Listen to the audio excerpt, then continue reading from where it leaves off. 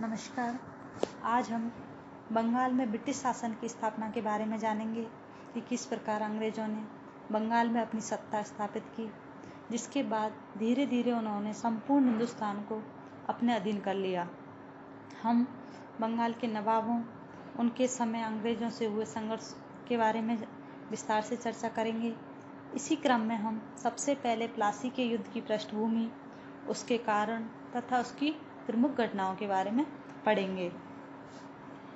औरंगजेब की मृत्यु के पश्चात मुगल साम्राज्य छिन्न भिन्न होना प्रारंभ हो गया। साम्राज्य के कई भाग विभिन्न नवाबों के अधीन हो गए।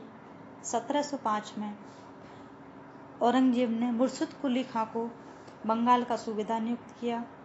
बाद में उड़ीसा का सूबा भी उन्हें दे दिया गया। औरंगजेब की मृत्यु के बाद मुर्शिद कुली खां एक स्वतंत्र शासक की भांति शासन करने लगा। 1727 में उसकी मृत्यु के बाद उसका दामाद शुजा-उद-दौला खां उसका उत्तराधिकारी बना। उसने बिहार सूबे पर भी अपना नियंत्रण कर लिया। इस प्रकार बंगाल, बिहार, उड़ीसा एक ही शासक के अधीन आ गए। 1739 में शुजा-उद-दौला के बाद उसका पुत्र सरफराज खां शासक बना। इसके समय अलवर्दी खां बिहार का नायब सूबेदार था। अलवर्दी खां ने अप्रैल 1740 में सरफराज पर आक्रमण किया और ग्रिया के युद्ध में उसे परास्त किया और सत्ता स्वयं हासिल की। अलवर्दी खां के समय बंगाल पूर्ण स्वायत्तशासी शासक के रूप में राज्य बन गया और वह नाम मात्र के लिए मुगल सम्राट के अधीन रहा। अलवर्दी खां ने 1740 से 1756 तक बंगाल पर शासन किया। उसके समय व्यापारिक सुविधाओं के प्रश्न को लेकर ईस्ट इंडिया कंपनी से तनाव उत्पन्न हुए। कंपनी का कहना था कि उन्हें 1717 के फरमान के अनुसार सुविधाएं नहीं मिली और नवाब का मत था कि कंपनी सुविधाओं का दुरुपयोग कर रही है। इसके बाद 10 अप्रैल 1756 को अलवर्दी खां की मृत्यु हो गई और उसने अपने जीवन काल में ही अपनी सबसे छोटी बेटी के पुत्र शुजा-उद-दौला को अपना उत्तराधिकारी बनाया, जिससे घसीटी बेगम, राज बल्लभ, शौकत जंग, मीर जाफर असंतुष्ट थे। राज्याभिषेक के बाद शुजा-उद-दौला को अपने ही संबंधियों से सुलझना पड़ा था। जब शुजा-उद-दौला बंगाल का सूबेदार बना और उसके शासनकाल में अंग्रेज़ों से उसके संबंध खराब हुए और जिनके परिणाम स्वरूप प्लासी का युद्ध हुआ। इन सब के बारे में हम जानेंगे कि प्लासी के युद्ध के क्या कारण रहे। तो प्लासी के युद्ध के कारणों में सबसे पहले हम बात करते हैं राजनीति के बारे में। 1756 में शुजा-उद-दौला बंगाल की गद्दी पर बैठ गया, परंतु उसके विरोधी उसको नवाबी से हटाने के लिए षड्यंत्र रचने लगे। शुजा-उद-दौला को अनुभव हो रहा था कि बंगाल अंग्रेज व्यापारी उसकी सत्ता की अवज्ञा ही नहीं कर रहे, अपितु उसके विरोधियों को भी प्रोत्साहन दे रहे हैं, क्योंकि अंग्रेजों ने उसके विरोधियों का साथ देना इसलिए शुरू किया कि उन्हें अधिक व्यापारिक तथा राजनीतिक सुविधाएं उपलब्ध हो सकें। अगला कारण है अंग्रेजों के प्रति नवाब का संदेहपूर्ण रवैया।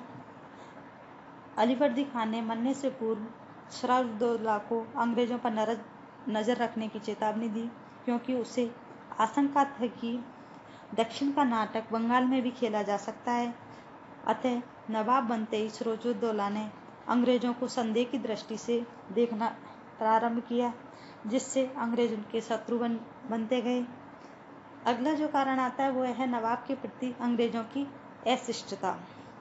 जब शुजा-उद-दौला नवाब बना तो उसके राज्याभिषेक के अवसर पर अंग्रेज अधिकारी उपस्थित नहीं हुए और न ही उन्होंने उसे कोई भेंट प्रदान की।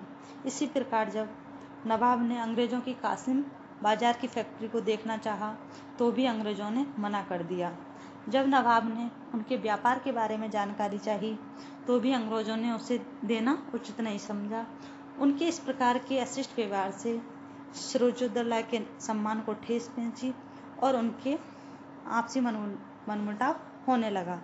अगला जो कारण आता है वो आता है व्यापारिक झगड़ा। मुगल सम्राट फर्रुखशिह ने 1717 ईस्वी में एक शाही फरमान द्वारा अंग्रेजों को बंगाल में बिना चुंगी दिए व्यापार करने की सुविधा प्रदान की थी। इससे एक तरफ तो भारतीय व्यापारियों के हितों को हानि पहुंच रही थी और दूसरी तरफ नवाब के राजकोष को हानि पहुंच रही थी।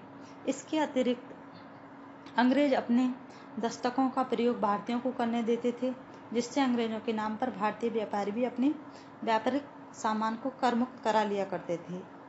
इसी के साथ कंपनी के कर्मचारी जो अब निजी व्यापार भी करने लगे थे, उन्होंने भी अपने सामान को कंपनी का बताकर चुंगी बचाना शुरू कर दिया, जिससे भी नवाब को हानि हो रही थी।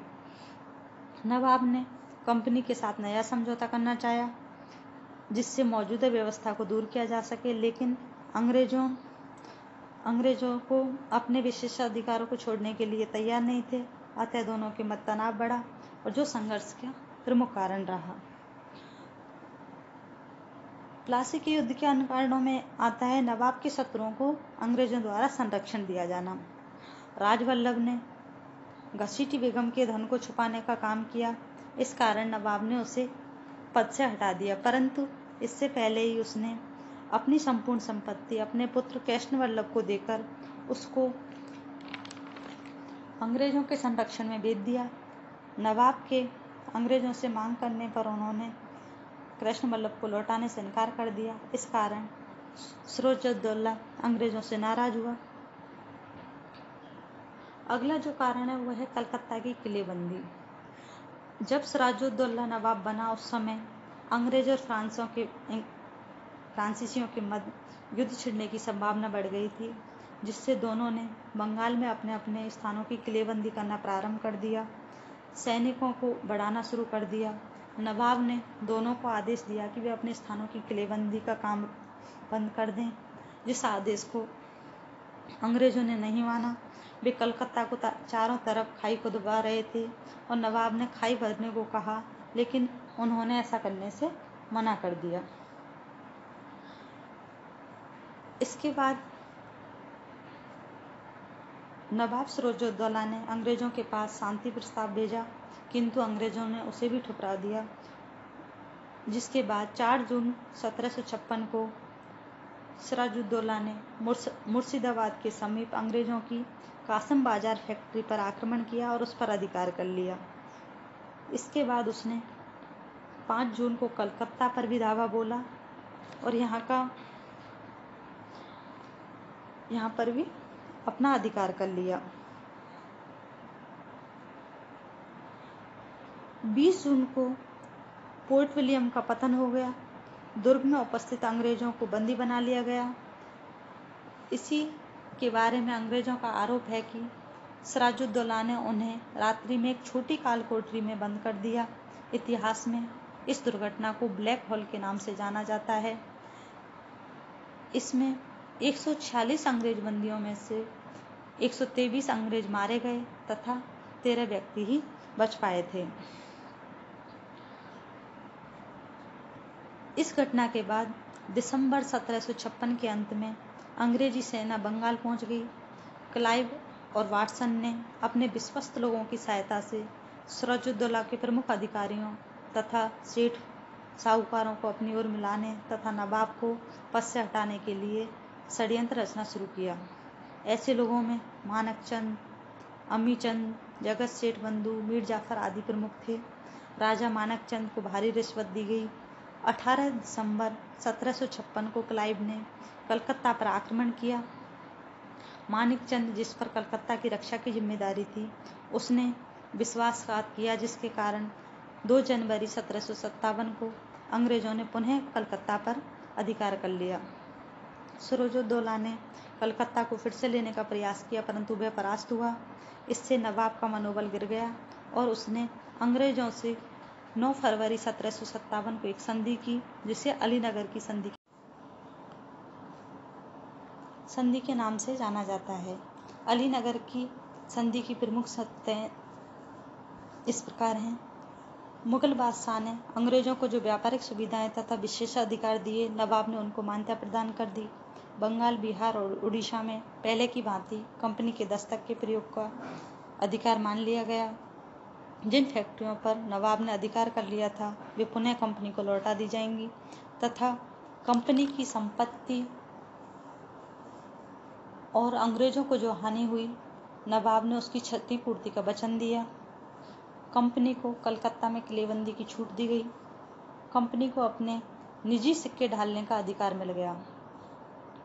इन सभी सुविधाओं के बदले में कंपनी ने नवाब को उसकी सुरक्षा का आश्वासन दिया। प्लासी के युद्ध के अन्य कारणों में है संधि की शर्तों का पूरा न होना। परिस्थितियों से विवश होकर अंग्रेजों और नवाब के बीच संधि हो गई, परंतु शर्तों का पालन करने में किसी ने भी रुचि नहीं दिखाई। सिराजुद्दौला ने अंग्रेजों को मुआवजा देने का वादा किया था, परंतु उसने किसी प्रकार का मुआवजा नहीं दिया। कंपनी ने नवाब से भी पहले युद्ध की तैयारियां शुरू कर दी। अंग्रेजों का मानना था कि जब तक सिराजुद्दौला नवाब बना रहेगा, कंपनी के हितों को खतरा रहेगा।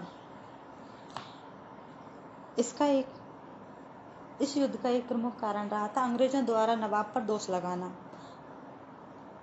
अंग्रेजों को इस समय भय लगने लगा था कि नवाब फ्रांसीसियों से मिलकर अपना प्रतिरोध लेगा।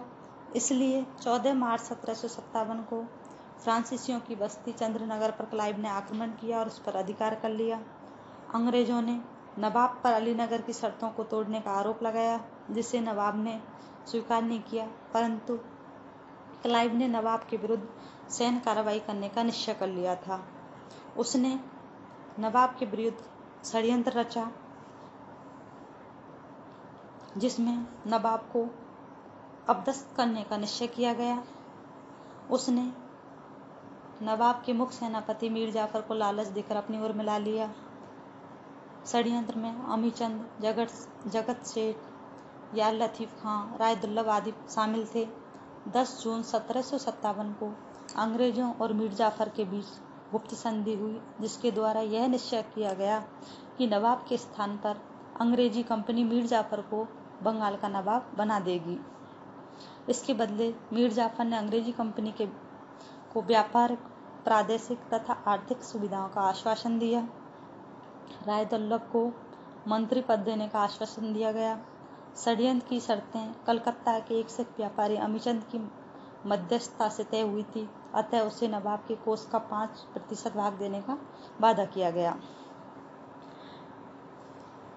क्लाइव ने अलीनगर की संधि भंग करने का आरोप नवाब पर लगाया और 19 जून 1757 को कटवा पर अधिकार कर लिया। इसके बाद 23 जून 1757 को क्लाइव ने धावा बोल दिया और दोनों सेनाओं के मध्य युद्ध प्रारंभ हुआ। मीर मुइनुद्दीन के अलावा नवाब के किसी भी सेनानायक ने शत्रु का सामना नहीं किया। वे चुपचाप युद्ध का नजारा देखते रहे। नवाब अपने लोगों के विश्वासघात से घबरा गया और युद्ध के मैदान से भाग गया। बिना किसी विशेष प्रयास के क्लाइव ने युद्ध जीत लिया। नवाब मुर्शिदाबाद से पटना की ओर भाग गया और उसे बंदी बना लिया गया। 28 जून 1757 को अंग्रेजों ने मीर जाफर को बंगाल का नवाब घोषित किया। इसके बाद 2 जुलाई को मीर जाफर के बेटे मीरन ने सिराजुद्दौला की हत्या कर दी। इस प्रकार हमने सिराजुद्दौला तथा प्लासी के युद्ध का अंत के बारे में पढ़ा। धन्यवाद।